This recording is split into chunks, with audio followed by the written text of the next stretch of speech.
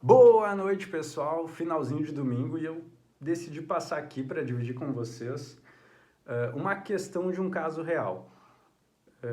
Amanhã eu vou ter um júri, vou pegar a estrada, umas 2 horas e pouco de estrada, e daí eu estava pensando numa questão que a gente discute muito aqui, mas como eu não posso tratar do caso de amanhã com vocês, eu vou tratar de outro caso em que eu trabalhei, que ela envolve ali a questão de domínio do processo, de você estar ciente de cada vírgula do processo. E o caso é o seguinte, tive um cliente que ele foi acusado de homicídio qualificado. Não lembro agora se era duplamente qualificado, enfim. Mas a questão é que o fato era o seguinte, um amigo chamou ele para ir na casa de outro amigo, então eles foram lá, chegando nesse local, o amigo que fez o convite para ele ir até lá, de repente, sacou uma arma e matou o terceiro, que era o outro amigo deles. Todos se conheciam, a princípio eram amigos, né? E o meu cliente, ele não sabia que o rapaz que convidou ele para ir na casa desse amigo em comum tinha a intenção de tirar a vida do sujeito. Mas quando eles foram até a casa desse sujeito, havia mais uma pessoa lá e no momento dos fatos essa pessoa saiu correndo. E a questão qual é?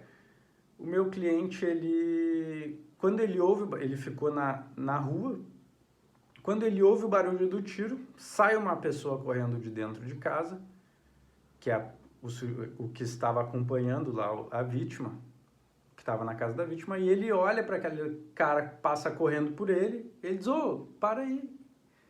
Porque ele ouve um barulho de tiro, uma pessoa correndo, ele diz, ô, pera. Ele faz esse gesto e diz isso. E o que ocorre? A partir disso, houve uma investigação, pessoas foram ouvidas, e no relatório policial, a polícia, ela colocou lá no relatório que o meu cliente, nesse momento, ele havia dito, ei, para aí. E daí no relatório dizia assim, ó, o fulano pediu para o sujeito que estava junto lá parar porque ele ia ser o próximo a ser morto. Tipo, o policial fez uma interpretação a partir do depoimento que meu cliente prestou, concluindo assim, olha, ele pediu pro sujeito que saiu correndo parar porque ele seria o próximo a ser morto. Logo veio a denúncia e a denúncia, ela aumentou mais ainda aquele, ei, para! Na polícia virou, ei, para aí que você vai ser o próximo a ser morto. E daí no Ministério Público, eles aumentaram ainda mais a história, diz, ó, para aí que agora a gente vai te matar. Aumentaram ainda mais isso que o meu cliente teria dito. Mas isso tudo a partir do depoimento que ele prestou na delegacia. E o que acontece? Nós sempre devemos olhar todos os depoimentos. Às vezes você acha, é somente a testemunha abonatória, somente... Isso aqui não tem nada a ver, mas você tem que ver tudo, principalmente vítima, acusados, enfim, testemunhas diretas. E ocorre que a promotora que fez a acusação, ela não viu o depoimento do meu cliente, e foi um depoimento filmado. Em sede policial, ela não viu o depoimento, ela somente se baseou naquela transcrição do relatório policial, dizendo que ele pediu para o sujeito parar, que ele seria o próximo a ser morto, e na denúncia que dizia que ele pediu para parar porque eles queriam matar ele, enfim, que aumentou mais ainda essa história. E no júri, a gente levantou essa questão. A gente trabalhou e mostrou, olha, ele disse, ei, pera, porque ele queria entender o que tinha acontecido. E a promotora bateu o pé que não. A promotora disse não, ele falou na delegacia que era para o outro parar, porque ele ia ser o próximo a ser morto. Ou seja, como ela não olhou o depoimento, ela estava se baseando na transcrição de alguém que viu o depoimento. Então, assim, ó, é muito importante a gente ver o que a pessoa disse. Eu vi o que o meu cliente disse na delegacia. Ela se baseou na transcrição de um policial na hora de fazer o relatório e depois na interpretação de alguém do Ministério Público que leu aquele relatório, mas nenhum deles escreveu exatamente o que meu cliente falou no depoimento. E ela ficou com aquela cara de, né, pô, ela afirmou de forma convicta algo que não existia.